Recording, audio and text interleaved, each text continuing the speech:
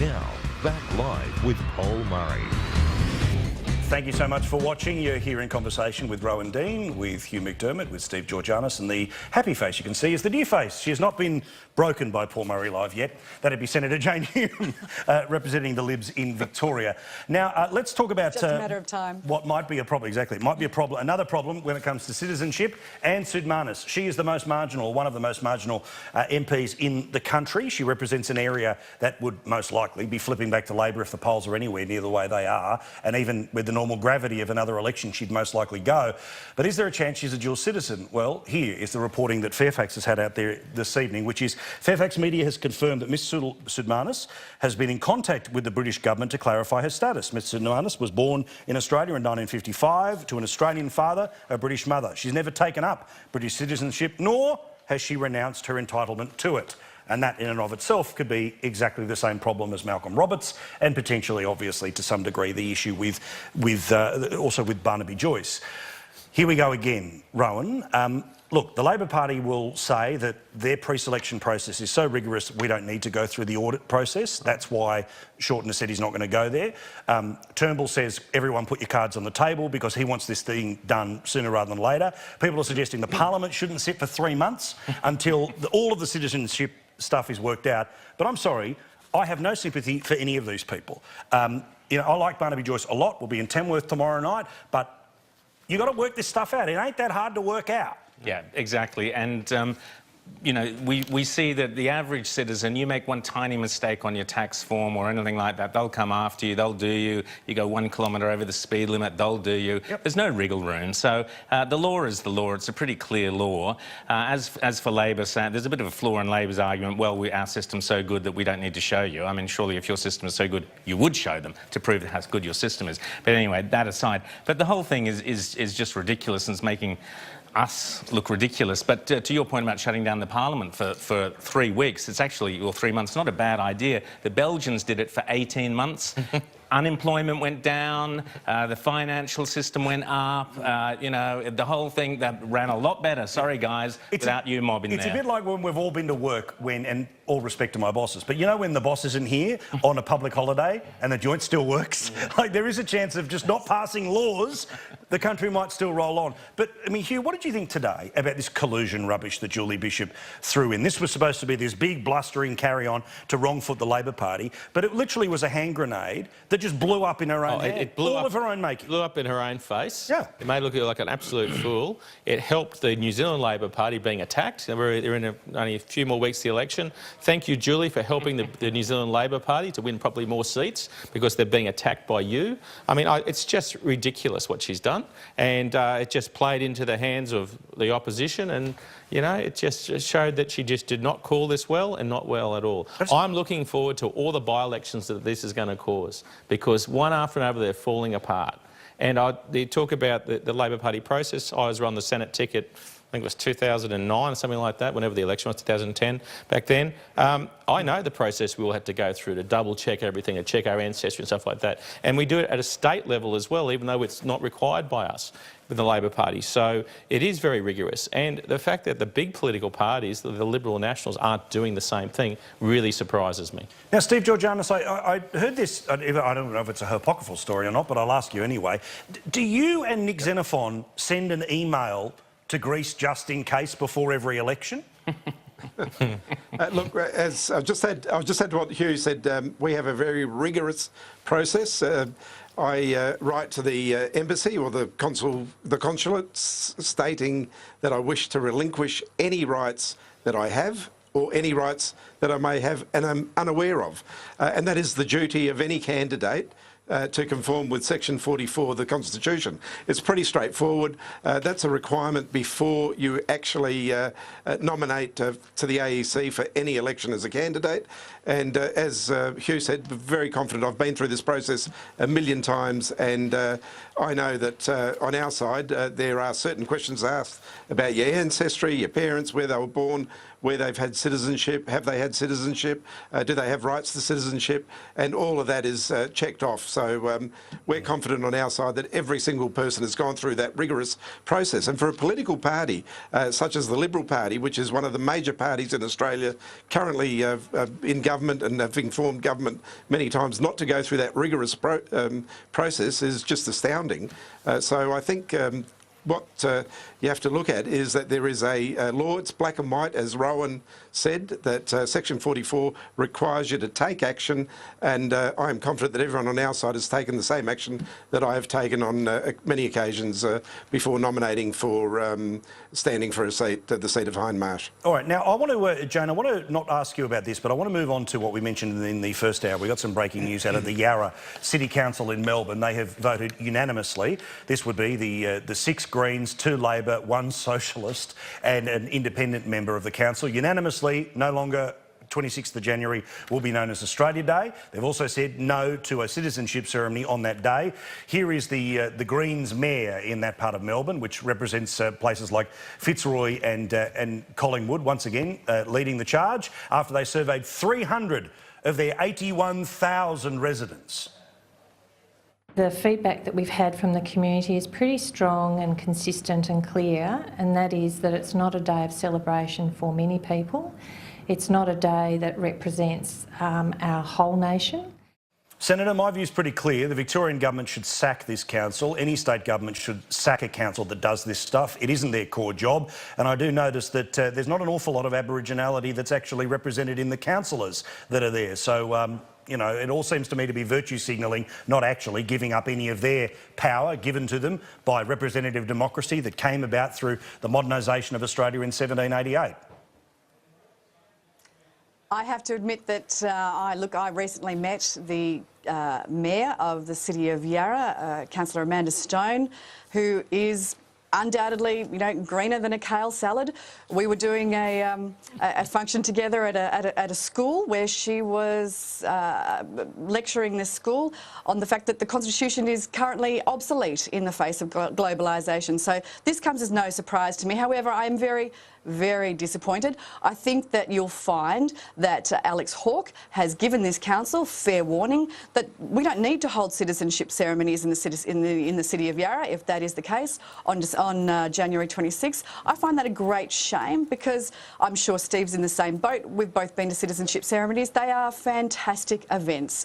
They should be non-political. They should be secular. They should be bipartisan because that's what a citizenship ceremony is all about. And quite frankly, I think that this behaviour from the City of Yarra, from the Mayor there and from the councillors is hugely disappointing from this, you know, extraordinary inner city, you know, latte sipping, lanyard wearing set that claim to, you know, represent the voices and the views of a minority that hardly exists within that electorate. Extraordinary. Well, but also it's this thing too, Hugh, where the way they came about it was to say, oh, we've had extensive consultation with the community. They asked 300 people of 81,000, of which 78% said yes.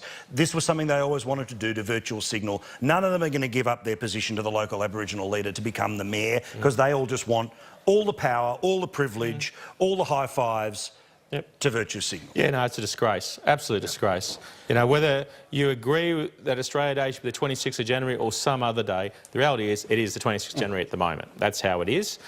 Citizenship ceremonies are every month. You know, one of the highlights of being an MP is going to these. Now, they have put this ideological position that does not reflect the majority of Australians. You know, it reflects very few people. I'd say those 300 are probably they're all their Greens mates. It's gone up and down Brunswick Street. The fools. They've asked people in the share shops at Brunswick sat around the cafe and said, "Okay, who wants to back me on this?" I mean, how the hell they got that many councillors onto a council? Gee, must have run much. What about the socialist? There's a socialist on a council. Throwback. Well, there's Victoria, but anyway. It's just appalling, absolutely appalling. And, you know, I don't like much of Alex Hawke, but if something has to be done to this council, something has to be done. On Sunday morning on Outsiders, we had Jacinta Price, who's an Aboriginal councillor from the Northern Territory. She thinks Australia Day is fantastic and the people she knows thinks it's fantastic. And she sees it, yes, there could be a moment where you reflect on what it meant to Indigenous Australia, but for as far as she's concerned and people like her up in the Northern Territory, they think it's great. It's the people down in the socialist Socialist Republic of Victoria. That's that were correct. driving this ridiculous All my mates in agenda. Darwin say exactly the same thing about the local Aboriginal community there. Steve, you get the last say and then we move on. Just very quickly, this is just another example of where someone's come up with some statement. This is bizarre. As Jane said, I'm on a unity ticket with Jay on this one. Yep. Jane on this one. We get such great joy of seeing people get citizenship on Australia Day. There's no better day than Australia Day to attain your citizenship. I see the tears, the hugs, the joy. Fantastic. And to have someone come out and say, you know, wow, wow, wow, this isn't the way I want it. I think they should concentrate a bit more on rubbish and roads. Yeah, and the providing things that they get services paid would to be a good do. idea. You know. As I always Well, just they've say, definitely got the Providing rubbish down services. pat, Steve. They've got the rubbish out there. all They're right. delivering it in bucket loads. Council clean-up day could Picking up perhaps the start rubbish. with the mayor. All right, quick break, back with more. Plenty to talk about here on Paul Murray Live, or Hard Rubbish Day, as it would be known in Melbourne. My apologies.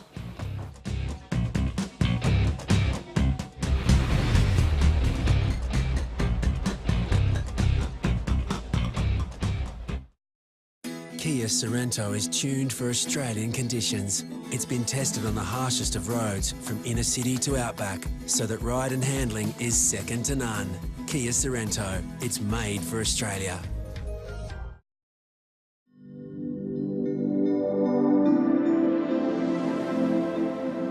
Here, a single day will last forever.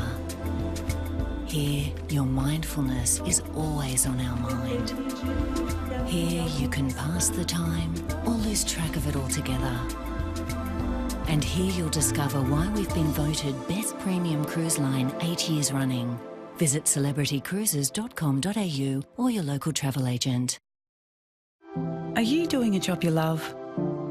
Your family wants you to. Because when you're happy at work, you're happy at home. Hello, Mum. Hi. Seek asked real families to choose a new job for their loved ones. I want my mum to be a chef because a chef is a good cook. And we made their dream jobs happen. I think it's important for people to get satisfaction out of your job rather than work your whole life and not enjoy it. QuickBooks introduces Jeanette and her new business, I Do To Go. Jeanette was excellent at marrying people, but had trouble getting paid. Not a good time, Jeanette. Even worse. Now I'm uncomfortable. But here's the good news. Jeanette got QuickBooks. Send that invoice, Jeanette. Looks like they viewed it. And ta-da, get paid 2 times faster. Way to grow, Jeanette. Get paid 2 times faster. Visit quickbooks.com.au. The debate continues across the nation. What is this chocolate blend? It's creamy. It's dark. It's creamy. It's definitely dark. Creamy. The creaminess of milk chocolate perfectly blended with rich cocoa. Cadbury Dark Milk. You don't know me. You've never seen me play. You don't know my name. You may think I'm a nobody, but nobody wants it more. Then comes this October, who you don't know can hurt you.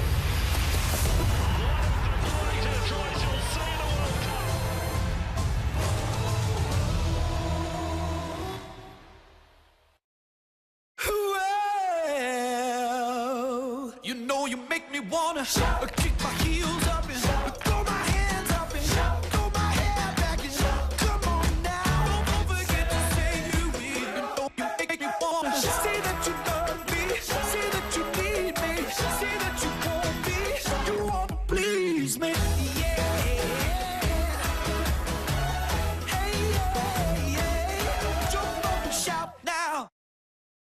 How fast is your internet, Australia? Maybe it's time to put a rocket up it. My Republic has just landed from Singapore, home of super fast internet. Blast off now! Experience the Fastest NBN speed available up to 100 megabits per second for just $59.99 a month and just $1 up front. With a real Australian call centre. Call 1300 GO FAST and give your internet a blast with My Republic. Meanwhile, at the Carlton Dry Under think tank. Overthinking forgetting names. You run into your girlfriend's yoga instructor at a barbecue. You can't recall his name, but you're pretty sure it starts with a G. It's probably Gary. Gary's don't do yoga. Just call him mate. Mate. There it is. That's some top shelf underthinking. Smooth, refreshing Carlton Dry. Underthink it.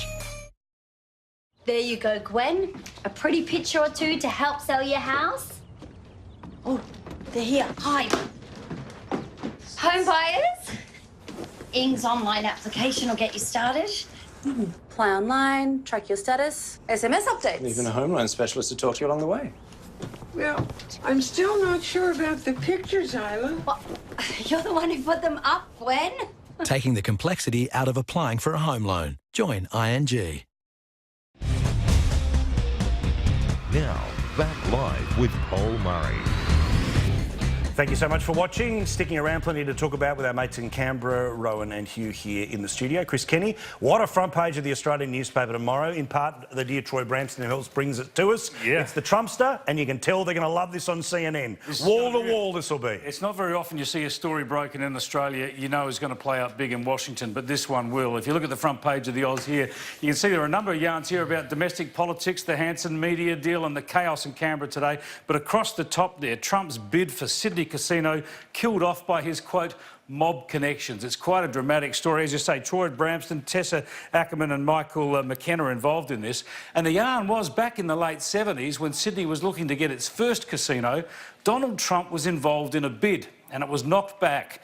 And part of the reason it was knocked back was because they thought his Atlantic City operations, there were reports of mob connections. Wow. So they knocked it back. So I look forward to that. Rachel Maddow is already typing up a 12.5-minute editorial based off this segment alone. All right. They'll be rerunning The Untouchables on CNN all day tomorrow. Look, another one I just wanted to share with you across at the West Australian. We don't show you the West Australian front page too often. This is an extraordinary story about a privacy breach at the government-run pathology service, PathWest. So a woman is working in there and she gives her estranged husband the medical records of the woman he's having an affair with now. Wow. Extraordinary breach. And so this woman is told, you know, perhaps by the estranged wife, apparently the husband might need to get some medication. Right. You know, it's just astounding to have this sort of happen. Government-run pathology service. All right, plenty more in Heads Up in about all coming up, mate. Cheers. 15 minutes' time. Thank you, mate. Looking forward to it, or 11 minutes' time from now. So quick, do your stretches, mate. You're about to be back on the telly. Chris Kenny there. Joining us now, Jane Hume, of course, who is a senator from Victoria representing the Liberal Party. Steve Georgianis as well, representing the Labor Party in the lower house. Let's turn our attention to the old father of the house, which would be Philip Ruddock. He's back in politics. No, he's not going back to Canberra. He's not about to go to Macquarie Street to run in New South Wales. He's running to be the local mayor, the mayor in the northern suburb of Hornsby in Sydney. Here's how the story has been running today, which is Australia's second longest serving federal politician, Philip Ruddock, is coming out of retirement to run for mayor amid negativity within the local Liberal Party over a botched council mergers. I think we have an ageist problem in society, and if I can demonstrate you can contribute, even in your mature years, then I'm probably doing a good thing, says Ruddock, 74. What do you think about Philip Ruddock going around one more time? This is, talking about bring out your dead, first of all, but this is the moderate faction of the Liberal Party fighting amongst itself, stepping up. You've got a mayor at Hornsby who's been opposed to the forced amalgamations in New South Wales of the councils. So they're going to shaft him.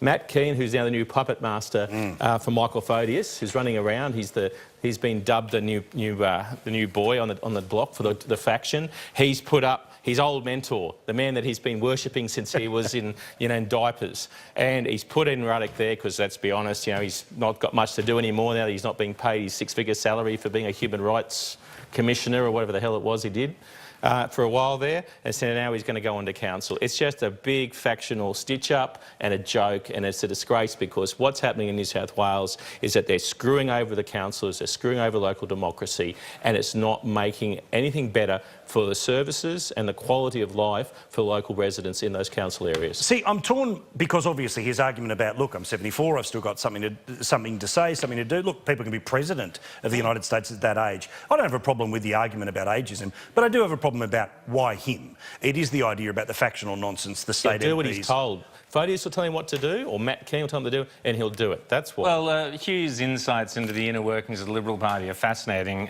really interesting, Hugh. The reality is, here's one of the most talented politicians this country has seen. If you look back at the Howard ministry, we took it for granted for 11 years there, the quality of people that were in that cabinet and in that government, not only in that cabinet. No wonder they got elected time after time after time. He was right up there at the top of one of the best. He was one of the best immigration ministers we've had, vilified, of course, by Labor, as always, because he was the first guy to stop the votes. Absolutely vilified, bullied, sneered at by the Labor Party and the left, as always. A great man, a great talent, and the people of Hornsby are incredibly lucky to have him. All right. Now, slippery Sam Dastyari was on Channel 2 last night trying to pretend that what happened in the United States over the weekend may well happen here, and he invoked something that happened 12 years ago.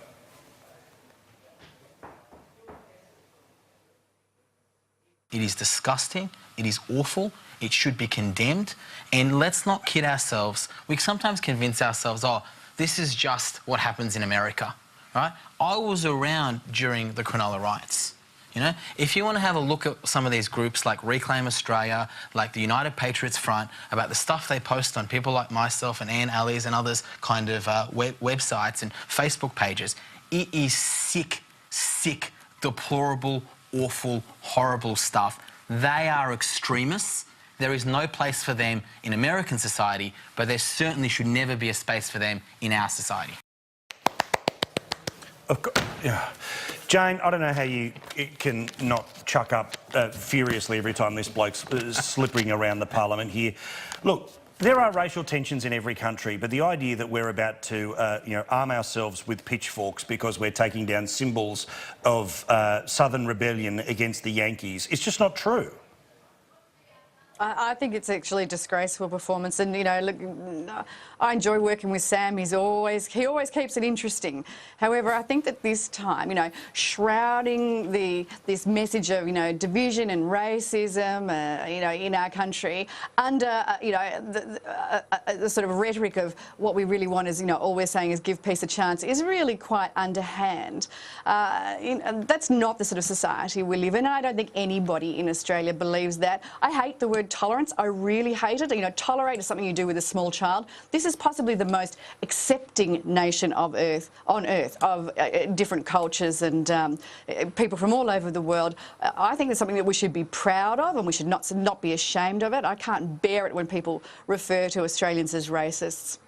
Yeah, I'm with you. All right, finally here, I've only got about 30 seconds. Here's the plug for the Spectator magazine, which is out now. Tell us about the front cover, Ryan. Well, Hugh will like this one. It's telling Conservatives, and Jane will love this, not to be so nice. Conservatives are far too nice. They sit back and they take it all, they cop it, all the endless abuse. And to Sam Dastyari, Cronulla was ages ago, decades ago, or 12 years ago or something. Since then, all the riots have been either we've had Islamic riots with people threatening to behead people, we've had the left, Antifa, endlessly, the CFMEU, all the riots, all the bad behaviour has come from the left, Sam Dastyari. Anyway, The Spectator, great issue and a great piece by Brendan O'Neill. All right, we're out of time. Thank you so much to one and all. Before you go, happy Independence Day for India today. Ah, there all my you Indian go. Australians out there, especially in Western Sydney, happy Independence Day, 70 years since they threw off the shackles of the British. Well done. Our turn's next.